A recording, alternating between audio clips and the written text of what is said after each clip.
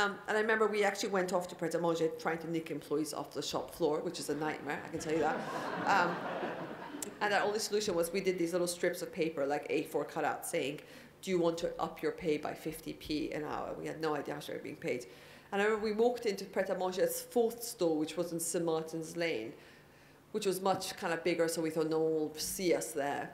And I remember we saw these two great-looking guys, and I said, oh, they look very Coffee Republic. That would be great. They had some real shiny, kind of enthusiastic two boys. And we went up to them, showed them the piece of paper, and as they were sort of packing, I remember egg mayo sandwiches, and they saw the piece of paper, and they went, sort of eyes lit up. And I said, what are your names? And they said, Max and Miguel. And I said, great, Max and Miguel. Have you done the Pret Training Academy? They were like, yeah. I was like, have you got the training manual at home? They were like, yeah, great. You're hired. And basically, I remember we were so excited. And I just remember saying to Bobby, it was great. We hired our first two baristas. This is amazing. But Bobby, did you notice there was a lot of nodding going on from Max and Miguel? There was a lot of smiling, but they didn't actually say a word, did they? And Bobby was like, don't you worry, because I noticed the manager was looking on, so I think they're a bit paranoid, and you all talk a bit fast when you're excited, so don't you worry. I'm sure it was just sort of the circumstances. It was only when, bless them, Max and Miguel joined us that I realized the reason they didn't say a word was because they didn't speak a word of English. They were Danish language students. And of course, I hadn't figured that in Pret, all you do is sort of make the sandwich and put it there. You're not the ones introducing the UK to sort of half-calf, decaf, skinny lattes. But anyway, that was very much, you know, a lot of bootstrapping. We got the job done. And we opened the doors to the first store. This is the first Coffee Republic store. Just to show you, actually, before, is that ideas, people think ideas have to be original, new, revolutionary. No, not at all. We copied this lock, stock, and barrel from America, as you see in Paris. Benches came later, so it was a replica of what I saw in New York. We created a replica. Just to give you an idea, basically, Coffee Republic was the first coffee bar of its kind to open in the UK. We opened the doors, funny enough, exactly 1 year to the day after I had the conversation with Bobby in the Thai restaurant. Exactly 1 year. I believe in that sort of weird synchronicity. Coffee Republic was the first of its kind to open.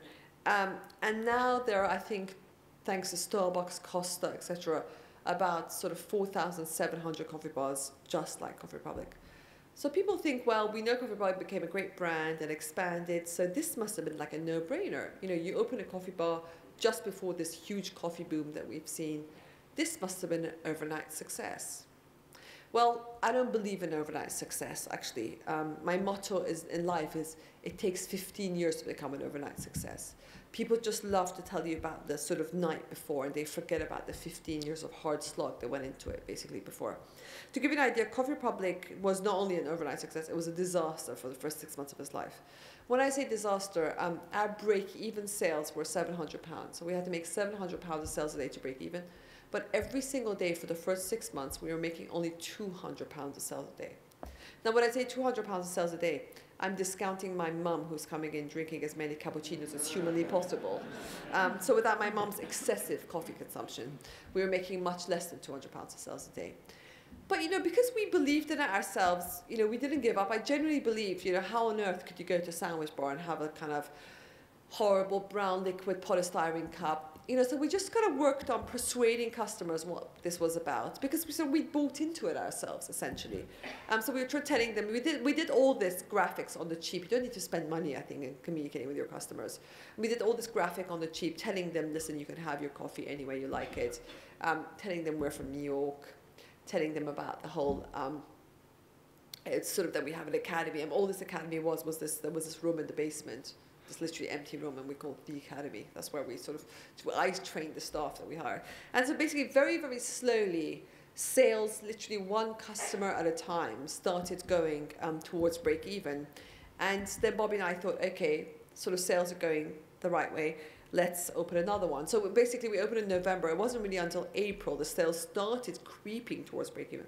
I remember the following year, we opened one more store. I remember when we had 2 stores thinking, wow, it's so exciting, we're a big chain now, sort of which one do I go to, kind of thing. Sometimes so much more exciting than 2 stores.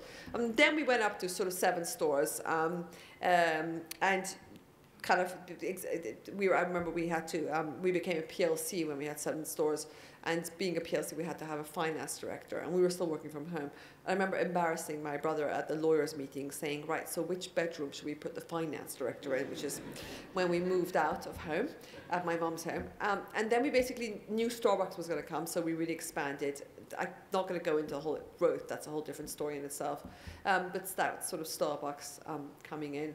Then we went from 30, 60, 80, 100, 110. Very much when we got to 110 stores, for me, I felt like this sort of baby we'd sort of brought into this world had become an adult. And sometimes you sort of feel as an entrepreneur that kind of maybe that, at the beginning the business needs you a lot. And then as a child, then as a teenager, like little growth pains. But when it's an adult, which at this point Coffee Republic had a turnover of 30 million, we had 110 stores across the country.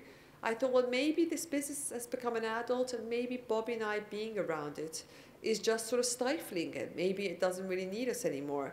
And very much at that time as well, the business had sort of changed personality. It had become much less entrepreneurial, much more professional, and therefore had sort of lost its entrepreneurial roots slightly, which I now see with hindsight was a mistake. But anyway, at that time, I thought, okay, maybe it's time for us to go.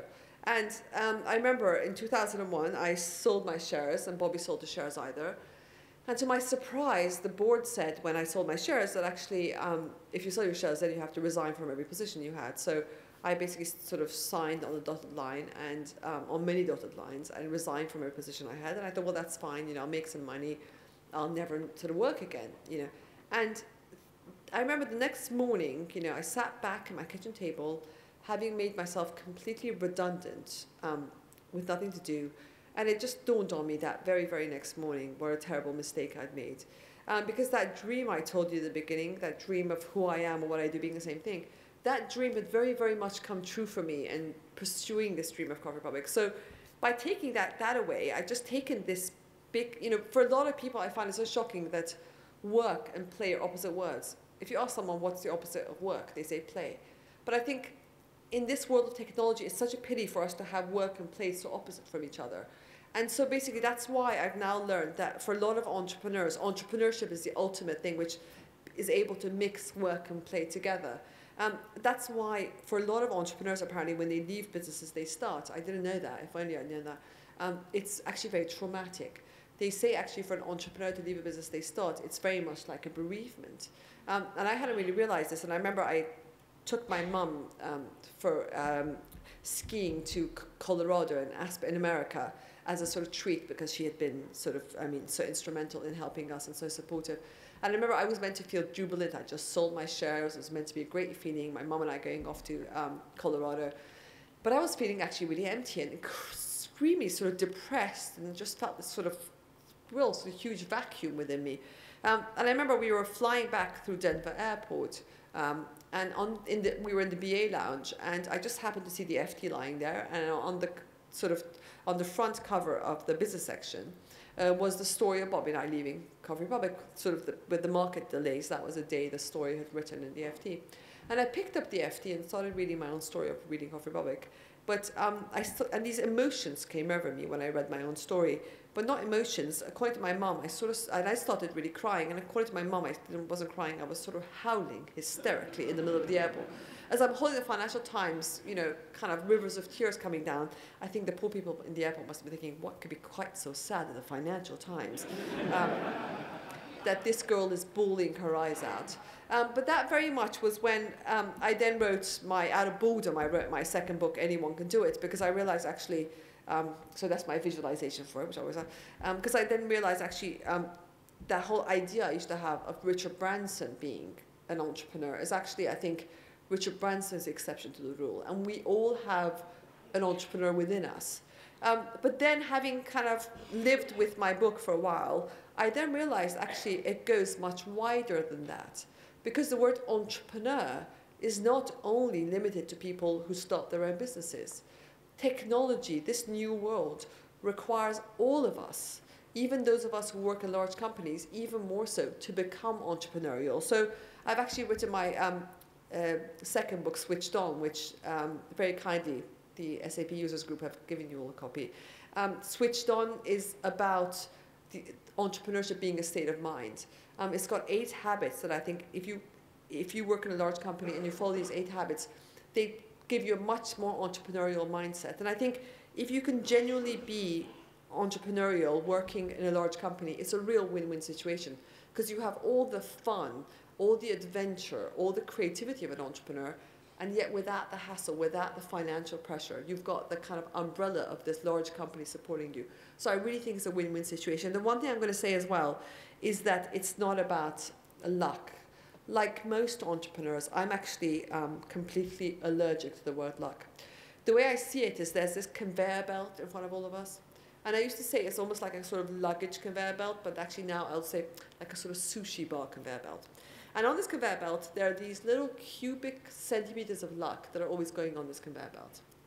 The problem is, if we've got the wrong attitude, if we're sort of scared, listening too much to the left brain, too much in that sort of fear bubble, we're sort of almost paralyzed, so that we're looking away from that conveyor belt, you know, stuck in our comfort zone, being complacent, not doing anything right.